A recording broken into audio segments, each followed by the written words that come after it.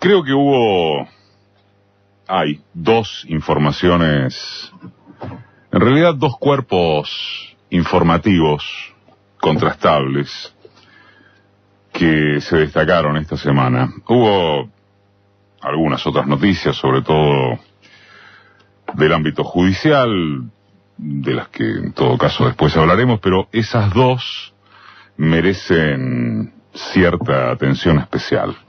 Por un lado, la cifra de inflación correspondiente a febrero ratificó que las proyecciones oficiales de un aumento de precios en derredor del 15% para todo el año y sumado a los números del incremento del nivel mayorista, atención con eso, ahí sí, son una fantasía. Esas proyecciones que solo se sostienen en lo invisible de lo bien que estamos. También se acerca que todavía resta impacto en las tarifas de los servicios públicos, que para el gobierno no forman parte del nuevo verso estadístico disimulador de lo sentido por el bolsillo popular, la inflación núcleo, o core, según el anglicismo que incorporan los técnicos y colegas macristas para referirse a los precios no regulados en verdad, y a los no sujetos a factores estacionales. Es decir, que si a ustedes le suben la luz, el gas, el agua, el transporte, la canasta escolar, el tomate, los cítricos o los gastos de turismo, no debe tenerlo en cuenta porque no son core, sino unas variaciones de precios que ya se acomodarán cuando las empresas de servicios alcancen el índice de rentabilidad adecuado para los valores internacionales y cuando no intervenga ninguna de las cuatro estaciones. Y si usted no lo entiende, estamos en problemas, como dijo el ministro Nicolás Dujovne también esta semana, porque es que no tiene paciencia para esperar las maravillas inevitables si seguimos por este camino. Ese es un cuerpo informativo. Por otra parte, se conocieron varias encuestas, ampliamente difundidas por la prensa oficialista, y no solo, según las cuales el presidente Macri ganaría hoy su reelección contra prácticamente todo adversario de un espacio opositor que carece de referentes concretos. No cabría dudar de esos números por el mero apunte de que proceden del universo de consultoras cercanas al gobierno. De por sí, varias de esas mismas encuestas descubren que el electorado preferiría votar a un opositor en 2019. Pero como por ahora no hay ninguno que sobresalga, la cuenta dice que el suelo, la base de Macri, sería suficiente porque se completa con otras reelecciones aseguradas, que son las que hacen prever la TRI. Así se menta en gobierno. Macri, por supuesto, Vidal en provincia y Rodríguez Larreta en Buenos Aires. La TRI. Más toda alternativa a trabajar en Córdoba, pero que en ningún caso significaría allí sacar los pies del plato oficial. Con eso sobra. Esta es la cuenta que sacan. Y ahí es donde vuelve a aparecer la pregunta, por no decir seguridad a secas, de si el pronóstico pasa por los avatares que sufra el macrismo o, casi exclusivamente, por lo que sea capaz de articular la oposición. Para quien quiera encontrarlo, o terminar de verlo, o asumirlo de una vez por todas, el escenario abunda en unas realidades que muestran al gobierno como lo peor que le pudo pasar a los argentinos, sin siquiera, si fuera posible, es un chascarrillo, incorporar la centralidad y aspectos de su política económica. Y véanse, si no, algunos pocos elementos de lo que iba a ser el desembarco del republicanismo, la ética personal y la decencia pública que acabarían con la fiesta corrupta del período K, que por eso se los votó. ¿Cómo será de vandálico el accionar de los actores judiciales con mayor peso que el jueves antes de ayer la propia Corte Suprema decidió rechazar la habilitación del tribunal designado en las causas principales contra Cristina y dirigentes opositores? Nombramientos a dedo, sin concurso, sin intervención del Senado, ignorando que la misma Corte aún no había permitido el funcionamiento del cuerpo ahora impugnado. Todo al solo efecto de que el gobierno pudiera conformar tribunales a su sencillo antojo. Tal lo advertido por una colega, Irina Hauser, en febrero del año anterior, y como lo resaltó en su detallada crónica de ayer, esta operación para colonizar juzgados empezó a visibilizarse hace 3 meses.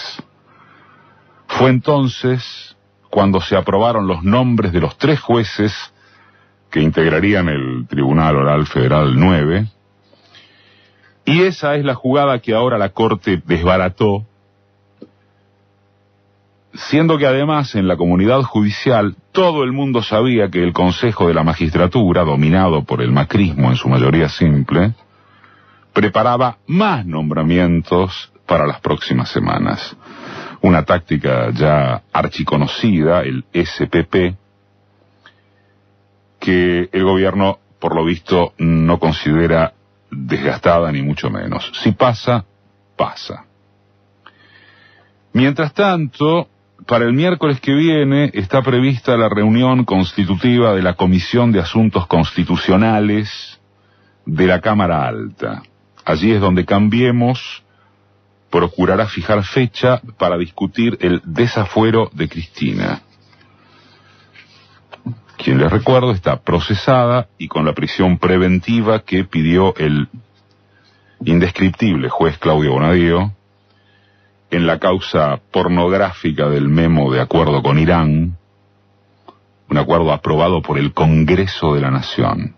Gracias a ese adefesio jurídico siguen detenidos Carlos Zanini, Luis Delía, Fernando Esteche y Jorge Khalil, a lo que cabe agregar el plus de salvajismo ejercido contra el ex canciller Héctor Timerman. En la comisión no hay ni de cerca los votos para desaforar a Cristina. No es eso lo que importa. Lo que importa es el show. Pasajero o permanente, no interesa.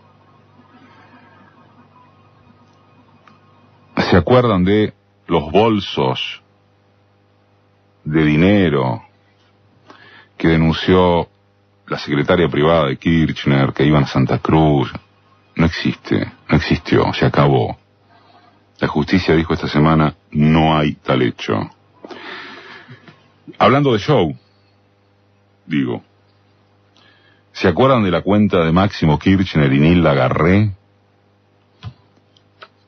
En Estados Unidos no existe. Lo informó esta semana, 2 años después, el Departamento de Justicia de los Estados Unidos. No existe. Y así sucesivamente. Fue la misma colega que citaba quien un día antes reveló la nueva presentación judicial del Correo Argentino del Grupo Macri para que le habiliten su reclamo millonario contra el Estado, en lugar de que el Grupo Macri le pague al Estado los más de 4.000 millones de pesos acumulados como deuda desde 2001. La fiscal Gabriela Boquín había denunciado además maniobras de vaciamiento a cargo de las empresas de la familia del presidente, controlantes del correo, Socma y Sideco. En su momento, el tema golpeó fuerte, ¿se acuerdan? La imagen gubernamental por aquello de que Macri quería perdonarle la deuda al padre, pero poquito después pasó a mejor vida porque el aparato mediático de protección presidencial se encargó del asunto. También fue en página a través de Tomás Lukin, donde se destaparon hace unos días los nuevos datos del entramado offshore del Grupo Macri, mediante operaciones con sede en Londres, cuya operatoria financiera, la City, en el argot del mercado internacional de ese tipo, la City es Londres, no hay otra City, es Londres, es base para la expansión de guaridas fiscales por todo el mundo. De tan lapidarios que son los datos, no hubo respuesta gubernamental, excepto que, en el paso de Marcos Peña por diputados, pudo escucharse que corrupción no son las offshore, sino los bolsos de José López. Como si las paralelas pudieran tocarse, y, si de chicanas se trata, como si la suma de los repugnantes bolsos de López no fuesen un vuelto intrascendente al comparárselos con el desfalco estructural al que el macrismo somete las cuentas de este país. No hay circunstancia en que, al saltar las corruptelas y las andanzas de funcionarios, de estos funcionarios, gracias a unos poquísimos medios locales y proveniencias exteriores, el oficialismo no conteste mediante citas de una pesada herencia que fue peor. Y con el contraataque del palo por palo, desempolvando viejas causas judiciales contra dirigentes opositores, tanto reales como pasajeros, o literalmente inventando las causas, con el ardid de notas periodísticas que son un refrito permanente y que sus medios adictos presentan como novedad. Debería inferirse que la gente ya está avivada. Pero, la verdad, la dichosa construcción de subjetividad de que hace gala esta instancia del orden neoliberal impide esa conclusión porque, de piso, si la respuesta es de resignación al estilo clásico de robar, roban todos, o son todos iguales, queda estipulado un discurso antipolítica.